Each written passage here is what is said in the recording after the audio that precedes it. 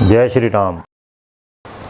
अब आओ मिट्टी की परीक्षा, सॉइल इन्वेस्टिगेशन, जो कि वास्तु का बहुत इंटीग्रल पार्ट है। वास्तु केवल डायरेक्शंस नहीं है, ठीक है ना। मैंने कितना डिटेल में बताया, वास्तु कहाँ पे बना रहे हैं, नगर, फिर वहाँ पे नदी है जो ये, उसके बारे में हमने बहुत डिटेल में डिस्कस किया। फिर पूरा प्लॉट है, फिर पूरे प्लॉट की बाउंड्री वॉल है, फिर उसमें जो भवन है, तो वहाँ मिट्टी है जो, उसके बारे में थोड़ा बहुत तो मैंने बताया था। अब जो फैक्चुअल क्या हुआ है, ठीक है ना, वो सब और क्या होना चाहिए और बहुत डिटेल में, वो अभी हम डिस्कस करेंगे। तो अभी हम फिज़िकल प्रॉपर्टीज़ पृथ्वी की, धरती की, मिट्टी की विश्वकर्म प्रकाश के 6ठे अध्याय में मिलता है हमें।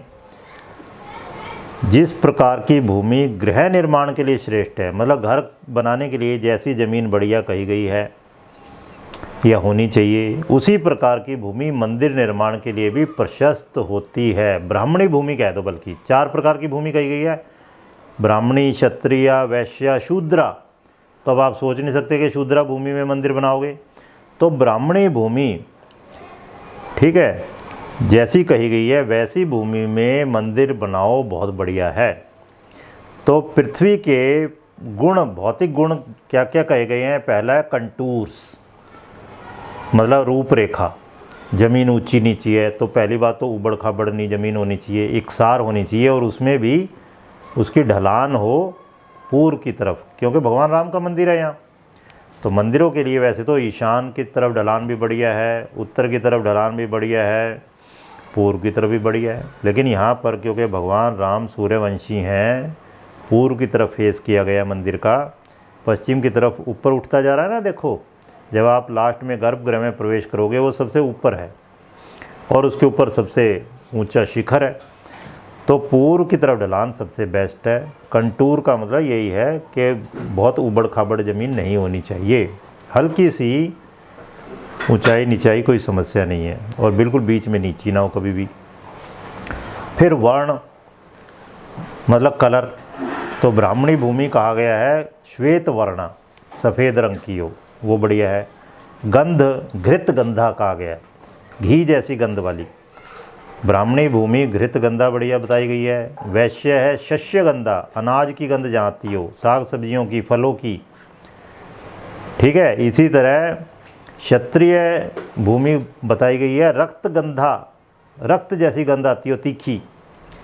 और मध्य गंधा जो शराब या विष्ठा मल की गंध आती हो, वो शूद्रा भूमि है। तो यहाँ पर क्योंकि मंदिर निर्माण हो रहा है, तो गंध कैसी होनी चाहिए? यहाँ पर घृत गंधा होनी चाहिए, घी जैसी गंध आती हो, ठीक है ना। फिर फीचर्स, रूप, ओवरऑल शुभ हो। शब्द, ठीक है ना, मिट्टी इवन खोदने में कैसा शब्द करे, उसके ऊपर पानी बहे कैसा शब्द करे, ये सब बातें भी होती हैं। फिर रस, ठीक है ना, तो रस में ये कहा गया है 6 प्रकार के रस कहे गए हैं। पहली बात तो हमारे यहाँ षड रसा हो, मतलब सब प्रकार के पेड़ पौधे, खाने पीने की चीज़ें, हर प्रकार के टेस्ट वाली 6 प्रकार के टेस्ट हैं, हर प्रकार के टेस्ट वाली वहाँ पे पैदा होती हों, ऐसी फर्टाइल लैंड हो, ये मतलब है। फिर टेक्टाइल सेंस, स्पर्श करें, तो कई बार आप मिट्टी स्पर्श करते हो ना, खून निकल आता है, देखना, इतनी उसमें ऐसे क्रिस्टल होते हैं, वो नहीं होनी चाहिए। चिकनी हो लेकिन बहुत ज़्यादा चिपक भी ना जाए हाथ में, मतलब छूने में भली लगे ऐसी मिट्टी। फिर डिक्लिविटी, ये मैंने बता ही दिया, प्लवन या ढलान किधर हो, तो मिट्टी की ये सारी चीज़ें देखी जाती हैं। तो मैमतम के चैप्टर 3 में दिया हुआ है गारंटीड सक्सेस के लिए, निश्चित सफलता के लिए। अब यहाँ निश्चित सफलता क्या चाहते हैं हम? कि भगवान राम का मंदिर हो और उसकी मान्यता हो, देश में नहीं विदेशों में भी, पूरी धरती पर, और लोग दर्शन करने के लिए आए और मनोवांछित फल पाएँ। यही तो होता है ना किसी भी मंदिर की सफलता के लिए। तो मनुष्यों और देवताओं के निवास के लिए पहली बात तो वर्गाकार या आयताकार भूखंड, वो हम बात कर ही चुके कि जी आयताकार यहाँ पे डिमार्केट कर ली जगह, उसके अंदर फिर मंदिर बना दिया। और ओवरऑल पूरी लैंड जो है, राम जन्मभूमि ट्रस्ट जो है, उसको कोशिश करनी चाहिए कि पूरी ज़मीन आयताकार या वर्गाकार हो, या व्याघ्र आकार या सिंह आकार की हो। और क्या बताया यहाँ, घोड़ों, हाथियों, बांसुरी, वीणा, दुंदुभी, जल और नगाड़ों की ध्वनियों से परिपूर्ण हो। पहली बात तो जहाँ बनाना है मंदिर तो ये सब होना चाहिए वहाँ पर।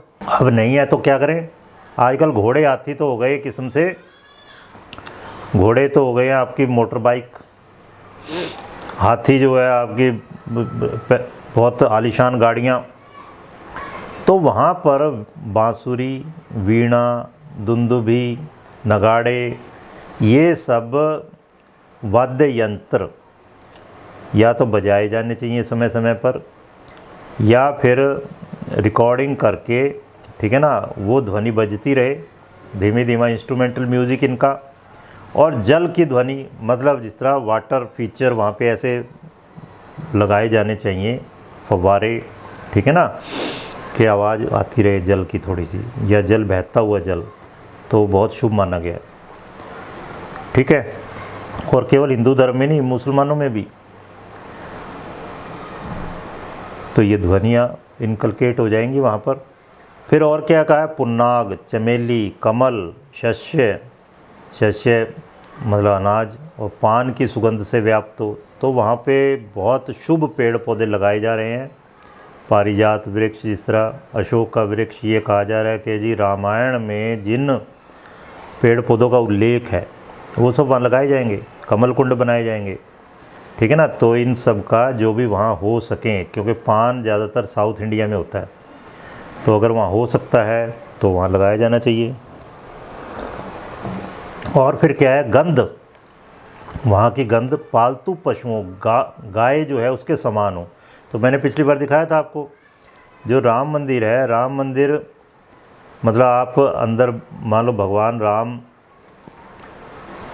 जिस तरह से विराजमान होंगे, तो उनका पूर्व में फेस हो गया, तो उनके लेफ़्ट साइड में नॉर्थ वेस्ट में वहाँ पे गाय पाली जाएंगी, गौशाला बनाई जाएगी, ताकि गंध वहाँ की पॉजिटिव हो जाए। अब आप देखो, जो मैमतम में कहा गया है, स्थान निर्धारण किया गया है रहने के लिए शुभ स्थान, वो चीज़ें बहुत सारी इंक्लूड की जा रही हैं और की जानी चाहिए, ठीक है। अब घोड़े हाथी पालने का तो कोई तुक नहीं है, लेकिन ये जो इंस्ट्रूमेंटल म्यूज़िक है वहाँ पे, इन इंस्ट्रूमेंट्स का वो बजाया जाना चाहिए धीमा धीमा।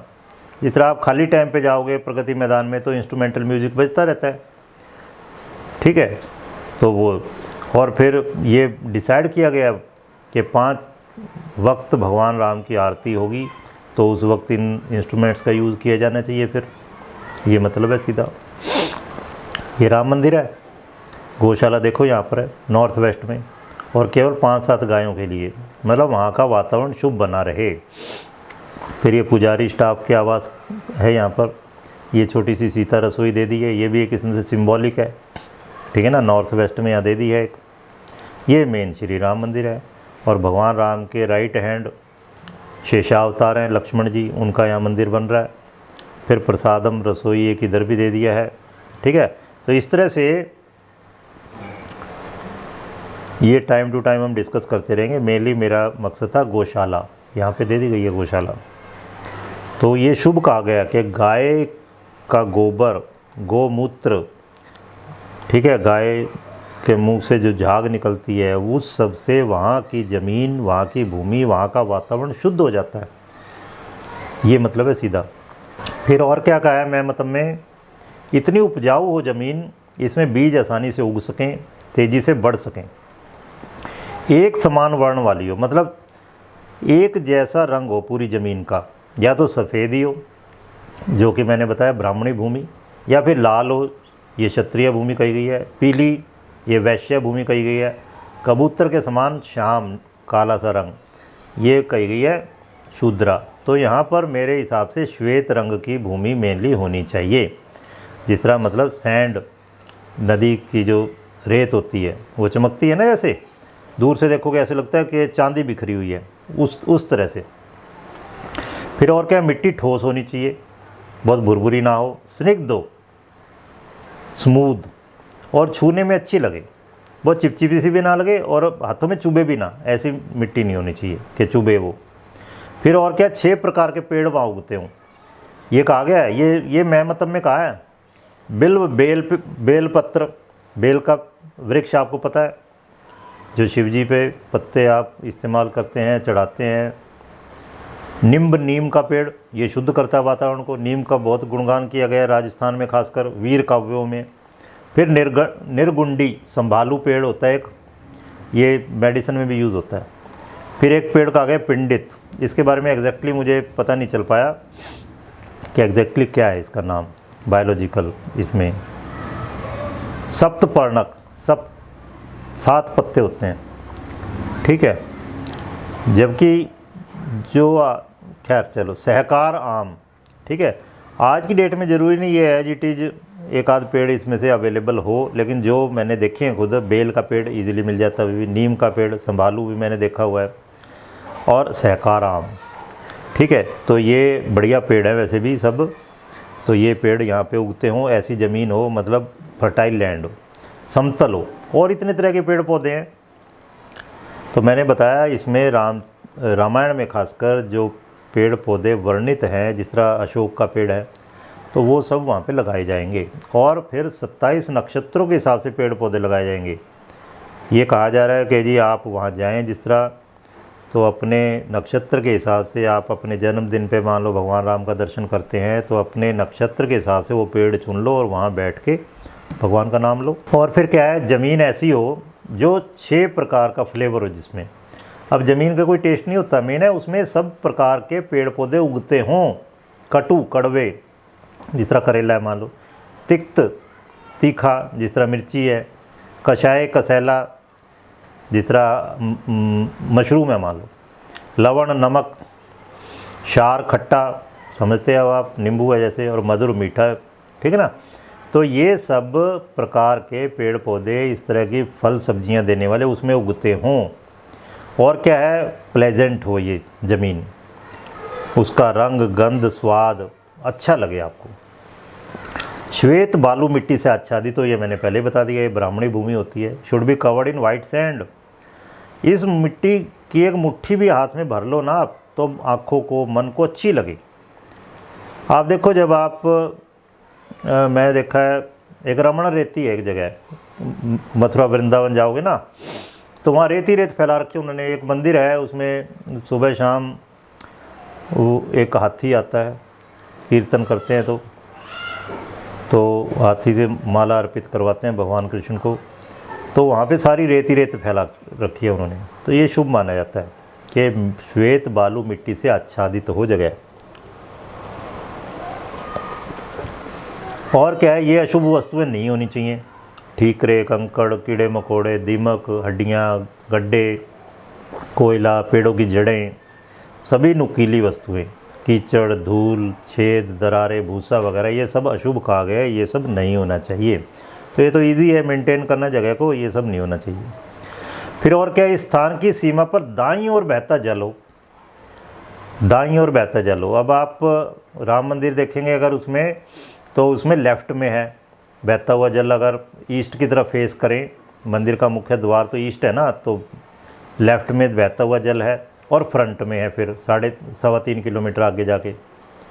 उत्तर या पूर्व की ओर नदी है, उत्तर में नदी है, पूर्व में भी नदी है, सरयू नदी। और क्या बताया, देखो, आदर्श सुरभि के समान हो। सुरभि के कई मतलब होते हैं। सुरभि का मतलब सुगंध भी होता है, सुरभि का मतलब पृथ्वी भी होता है, सुरभि का मतलब गाय भी होता है।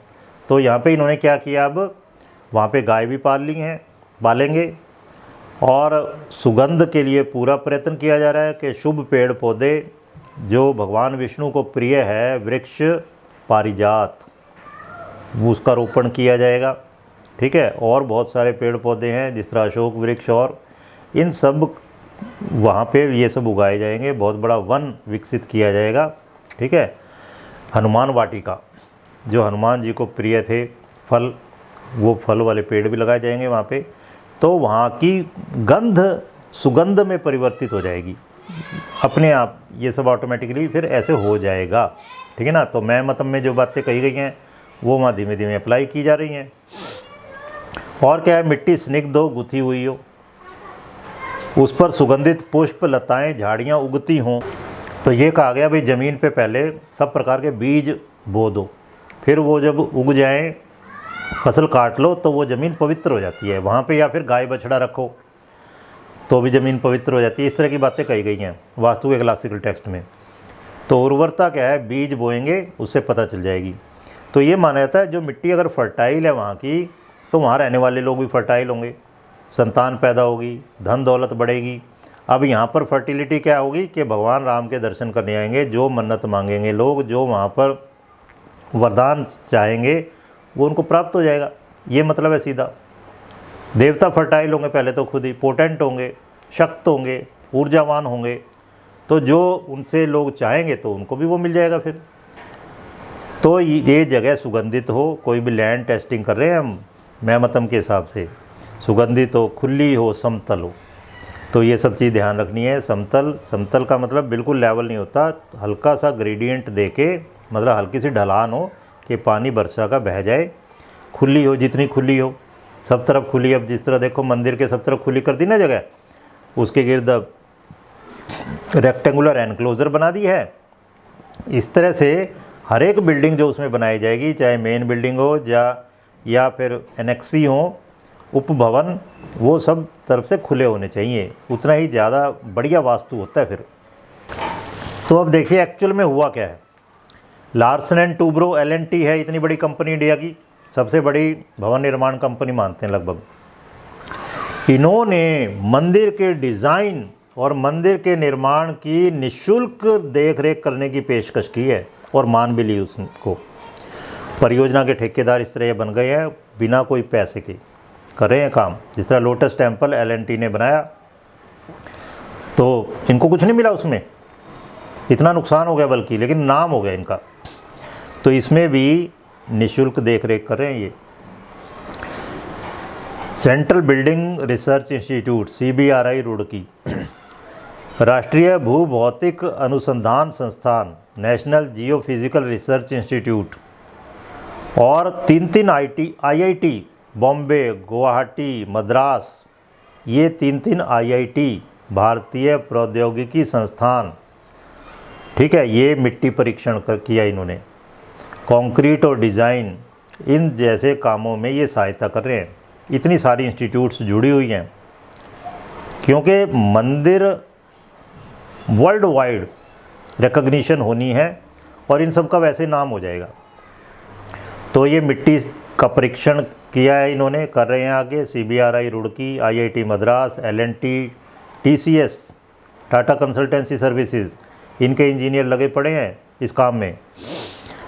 तो ये ऐसे ही टेक्निक यूज़ की जा रही है यहाँ पर कि मंदिर की स्थिरता बनी रहे, चाहे कितना भयानक भूकंप आए, तूफान आए, बाढ़ आए, वहाँ पर सरयू नदी में बाढ़ आ सकती है, और कोई प्राकृतिक आपदा हो, मंदिर की स्थिरता बनी रहे। इसके लिए क्या किया इन्होंने, अब दृढ़ आधार के लिए, मतलब स्ट्रॉन्ग फाउंडेशन के लिए पाइल फाउंडेशन डाली है। अब पाइल फाउंडेशन क्या होती है, हम तो सिविल इंजीनियर है, खैर आप ज़्यादा जानना चाहते हो तो आप नेट सर्च कर सकते हो। तो इसमें 30 से 35 मीटर की गहराई से शुरू किया इन्होंने। आप सोचो 100 से 115 फुट नीचे से, नीचे एग्जिस्टिंग ग्राउंड लेवल से नीचे, मतलब 10 मंजिल नीचे से फाउंडेशन डालनी शुरू की है। वहाँ से इन्होंने 1-1 मीटर डायमीटर वाले 1200 खंबे उठाए हैं। तो गोल गोल जो खंबे होते हैं ना, उनको कहते हैं पाइल फाउंडेशन। तो इस तरह से पहले तो वो खंबे ज़मीन पे नीचे, मतलब कितनी गहराई पे टिके होंगे वे, 115 फुट गहराई पे। वहाँ से फिर उनको ऊपर लेके आए, 1-1 मीटर व्यास वाले हैं ये सब कंक्रीट के होंगे, ये सब कंक्रीट के होंगे, ठीक है। तो स्ट्रॉन्ग फाउंडेशन के लिए 1200 पिलर उठाए जा रहे हैं। हर पिलर लगभग 1 मीटर डायमीटर का होगा, और गहराई कितनी टोटल, 30 से 35 मीटर। एक मंजिल की गहराई, एक मंजिल की ऊंचाई कितनी होती है, 3 मीटर। तो आप देख लो 10 से 12 मंजिल गहराई, ये हाल है। इतनी गहराई पे फाउंडेशन डाली है। और फिर उसके बाद क्या होगा, मेन जो फाउंडेशन होगी वो होगी 15-16 फुट की केवल। वहाँ से तो वे ले आए, ठीक है ना। वे खंबे जो हैं नीचे से ऊपर उठाए हैं, उनको कहते हैं पाइल फाउंडेशन। वो डल गई, फिर अब रियल जो फाउंडेशन होगी ऊपर वो 15-16 फुट गहरी होगी, 2-2 फुट की 8 परतें बना दी, 8 लेयर्स, ठीक है। और जो 30 साल पहले जब आंदोलन चला, 2 लाख ईंटें ऑल ओवर इंडिया, लगभग 2 लाख ईंटें आई थी यहाँ पर, जिन पर श्री राम लिखा हुआ था अलग अलग भाषाओं में भारत की। इन सब का प्रयोग इस नींव में किया जाएगा, ये जो 15 से 16 फुट गहरी नींव होगी, ठीक है। और इसके अलावा फिर कंक्रीट, मोरंग, निर्माण सामग्री होती है, लोकल बिल्डिंग मटेरियल है ये, इन सब का उपयोग होगा राम मंदिर की नींव में। कंक्रीट का प्रयोग फाउंडेशन में होगा, ऊपर नहीं होगा, सुपर स्ट्रक्चर में नहीं होगा। फिर 5 अगस्त को भगवान राम के भूमि पूजन के अवसर पर जो प्रधानमंत्री जी ने किया था, भारत भर के कई धार्मिक स्थानों से मिट्टी और पवित्र जल जो इकट्ठा किया गया था, जैसे प्रयागराज में गंगा यमुना सरस्वती नदियों का त्रिवेणी है, वहाँ से कावेरी नदी से, असम में कामाख्या मंदिर से, यहाँ तक कि श्रीलंका से भी, कैलाश मानसरोवर से, जगह जगह से हिंदू मंदिर हैं, जगह जगह गुरुद्वारे हैं, जैन मंदिर है, वहाँ सब की मिट्टी वहाँ भेजी गई थी, उस सब का फाउंडेशन में इस्तेमाल किया गया। इस तरह से ये मान लिया गया कि भाई वहाँ की मिट्टी में अगर कोई नेगेटिविटी थी मस्जिद की या और तरह से, तो वो सब नेगेटिविटी दूर हो गई। 4 धामों से, चारों तीर्थ स्थानों से मिट्टी भेजी गई थी वहाँ पर, ठीक है।